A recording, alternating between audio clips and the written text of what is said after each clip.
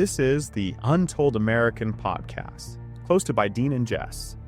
This is your go-to show for uncovering the fascinating, bizarre, and untold stories of American history and news. Don't forget to like, subscribe, and hit the notification bell so you never miss an episode of the stories you won't hear anywhere else. Let's dive in. All right, strap in, everybody. Today on Untold American, we're going deep into one of those stories. It's dark, for sure. But man, is it ever fascinating. It's the Ludlow Massacre. It's the kind of story that grabs you by the collar and says, hey, history's way more than just names and dates, man. This stuff really happened. It really did. And it's the kind of event that, makes you think about power and struggles and violence. It feels eerily relevant, even today. Doesn't it? Like, we're talking the early 1900s here. We're talking about the Colorado Coalfields, the Wild West, pretty much, right? It was a boom time for coal. But the whole thing was built on the backs of immigrant laborers. Yeah. The conditions were brutal. And the coal companies, they had a grip on these guys' lives. It's almost dystopian when you read the sources. It's crazy how these companies basically built entire towns around the mines, company towns where they controlled everything. Housing, stores, even the social lives of the workers. I mean, they paid their workers in company scrip, their own currency. You could only spend it at company stores. It's like, wow, talk about being trapped. The whole system was rigged, right? Yeah. To keep the miners in debt and dependent on the company. And then on top of that, you had the working conditions themselves. Super dangerous. The death rate in these Colorado mines, twice the national average. Over 1,700 miners died between 1884 and 1912. A stark reminder of how far we've come with workplace safety, right?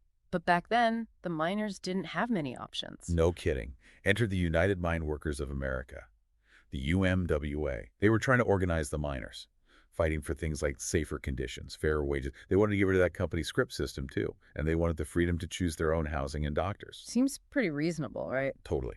But the coal companies, especially the Colorado Fuel and Iron Company, they were having none of it. And their owner, none other than John D. Rockefeller Jr. Let's talk about a clash of titans. Rockefeller was incredibly wealthy and powerful. He saw the union as a direct threat. So when the miners went on strike in September 1913, after their demands were rejected, they got evicted from company housing. They had to set up these tent colonies. Total David and Goliath situation, right? Right. You got these working class miners and their families living in tents out on the Colorado plains. And they're staring down one of the richest, most powerful guys in America. And it's amazing, really, how the miners responded to this. They didn't just fold. They built a community in those tent colonies. The biggest one was the Ludlow tent colony. It had schools, it had social events, even a newspaper. They were resilient. They were determined to stand up for their rights. They were forced into this situation, and yet they found a way to make it work. It's kind of inspiring. And heartbreaking at the same time, right? Totally. They were literally fighting for their survival. And the longer the strike went on, the more volatile things became. The coal company hired this group, the Baldwin Felts Detective Agency. The infamous strikebreakers, known for their brutal tactics. Yeah. These guys were ruthless. Intimidation, searchlights shining into tents all night, random gunfire. They even had this armored car with a machine gun mounted on it. The miners called it the Death Special. Wild, right. It's like something out of a war zone, not the American heartland. Totally. And then it gets crazier. The Colorado National Guard was called in. You'd think they'd be there to protect the miners. You would. But instead, they often sided with the company. It really makes you think about power and who has it. It's a recurring theme throughout history, wouldn't you say? It sure is. And all this tension, all this violence, it leads to a truly horrific event, the Ludlow Massacre, April 20, 1914. It shows you just how brutal things can get. When you've got corporate power clashing with the fight for workers' rights, it's a day we should never forget. Absolutely. So we have these miners, these families, huddled in their tent city under constant threat. And then on that day, in April, it all explodes. What happened? Well, the National Guard, along with those Baldwin Felts detectives, they launched a full-on attack on the Ludlow tent colony. They had machine guns. They set the tents on fire. Imagine that. Families having to run for their lives. It's hard to even picture that.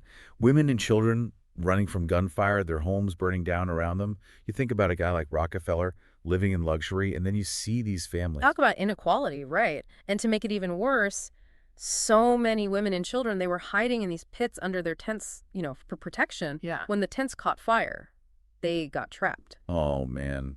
That's awful. Just Apart- awful. It really was. When the smoke cleared, they found 11 children and 2 women. They had suffocated in one of those pits. The Ludlow Massacre became this symbol of just how brutal the coal industry could be, how far the powerful would go to silence anyone who stood up to them. It's just heartbreaking. And Rockefeller, the guy known for his charity, his religion, he was responsible for this. It makes you wonder, doesn't it? It does. About good guys and bad guys, history isn't so simple. But when the news of the massacre got out, the whole country was outraged, especially when they heard about the women and children. Rockefeller, he couldn't hide anymore. Those images, right? The burning tents, the bodies of those innocent people. It became this symbol of corporate greed. It did. Rockefeller was under immense pressure. People wanted answers. And here's where it gets interesting. At the same time, you had the Mexican Revolution going on. The U.S. was on the verge of getting involved. Some people think that Ludlow was a convenient distraction. Wow, you think so? It's a theory, right? Did the threat of war help shift attention away from what happened at Ludlow? It makes you think about how those in power used distractions then and now. It really does. Okay, so after the massacre, things boil over. The miners are furious. They attack mines, company property, the 10-day war, they called it. President Wilson had to send in federal troops to stop it. It shows you how bad things had gotten. The U.S. Army, breaking up a labor dispute. So what about the Union? Did they get what they wanted after all that? Here's the tough part. Even with all the outrage, the investigations, the Union never got recognized.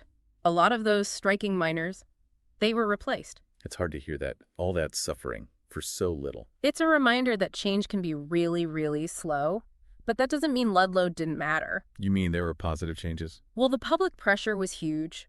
Rockefeller, he had to do something. He hired this guy, W.L. Mackenzie King. Later on, King became the Prime Minister of Canada.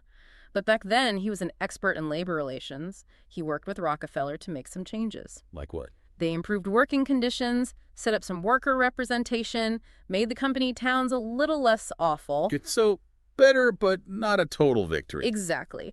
But Ludlow also contributed to something bigger. Child labor laws in the U.S., the 8-hour workday.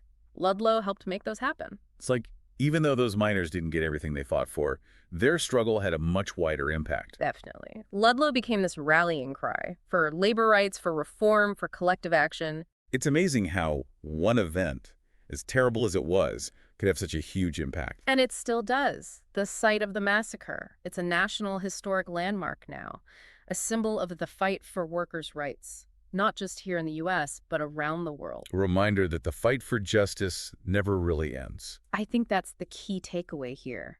The Ludlow Massacre. It's not just ancient history. It's about power, greed, the human cost of inequality. And those are things we still deal with today. Right, maybe we don't have company towns anymore, or armed guards attacking workers. But we still see wage stagnation, worker exploitation, the decline of unions. Makes you think, haven't we come further than this? It's a question worth asking. And as I go forward, thinking about Ludlow, we'll look at those parallels between then and now. We'll look at how this dark chapter in American history still shapes our present, and what lessons we can learn from it.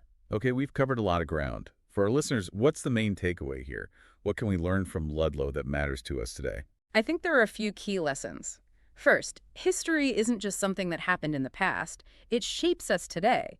The struggles of people like the miners at Ludlow, they made it possible for us to have the rights and freedoms we do. And we need to protect those rights.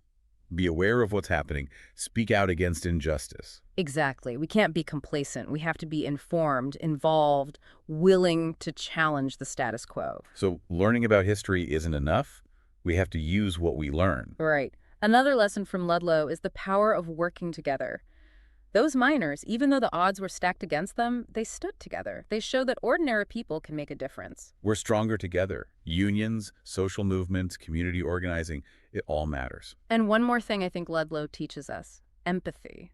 We have to see the humanity in others, even those who disagree with us. Because if you dehumanize someone, it's easier to be violent, to oppress them. Exactly. And it's a reminder that justice and equality are always a work in progress. We might never reach a perfect society, but we have to keep trying to make things better. That's a powerful thought. This deep dive into Ludlow has been quite a journey. It's amazing how something that happened over 100 years ago can still be so relevant today. It really is. It shows how powerful history is, and that the fight for social justice never really ends. And we all have a part to play in that fight, whether it's being kind to others, getting involved in our communities, or fighting for big changes. Every little bit counts. Absolutely. We owe it to those who came before us, who fought for a better world. We have to carry on their work. Keep building a more just and equitable society. For ourselves and for the future. I love that. Well, that brings us to the end of our look at the Ludlow Massacre. It's been a heavy topic, but an important one. We hope you've learned something from it. And as always, keep asking questions, keep exploring, and keep your minds open. Stay curious. Welcome back to Untold American. We've been talking about the Ludlow Massacre, this really dark chapter in American history. And, it's not just the violence and the tragedy that sticks with me. It's how it kind of echoes in our own world today. It's unsettling, but also really important to think about. It is. The Ludlow Massacre shows us that the fight for workers' rights, for economic justice, it's never really over. The issues that led to that conflict, they're still relevant in many ways, even if things are different now. Exactly. And you were talking earlier about being engaged citizens, learning from history and using those lessons in our lives. I think a lot of people hear that and they're like, okay, but what does that even mean? What can I actually do? That's a good question. And it's important to remember being an engaged citizen doesn't mean you have to do these huge things or become a full-time activist. It's about taking part in the conversation, using your voice, making a difference however you can. So it's not about being perfect.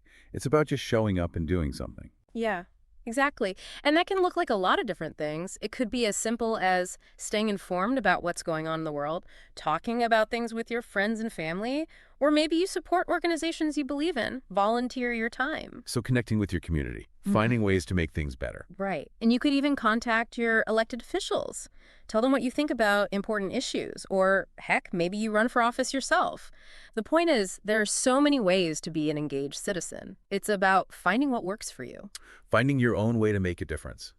It's amazing when you think about those miners at Ludlow. They were fighting for the most basic things, a better life for themselves and their families. It reminds you that these issues, these struggles, they're personal. They affect real people. They do, and I think that's where empathy is so important. Seeing the humanity in everyone, even those who see things differently than you do.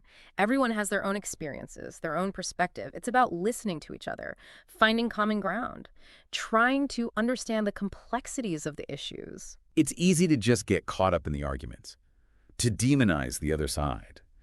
But that doesn't get us anywhere. It really doesn't. Real change comes from having those tough conversations, challenging each other's ideas, but respecting each other as people. So it's like finding that balance. Yeah. Standing up for your beliefs, but being open to other viewpoints. Exactly. And knowing that the pursuit of justice, of equality, it never really ends.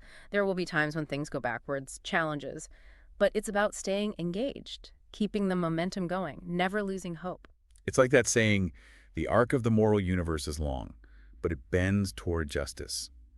Progress takes time, it takes effort, but it's possible. I love that. And I think it's so relevant when we think about Ludlow. It was a horrible tragedy, a prime example of what happens when greed and power run wild.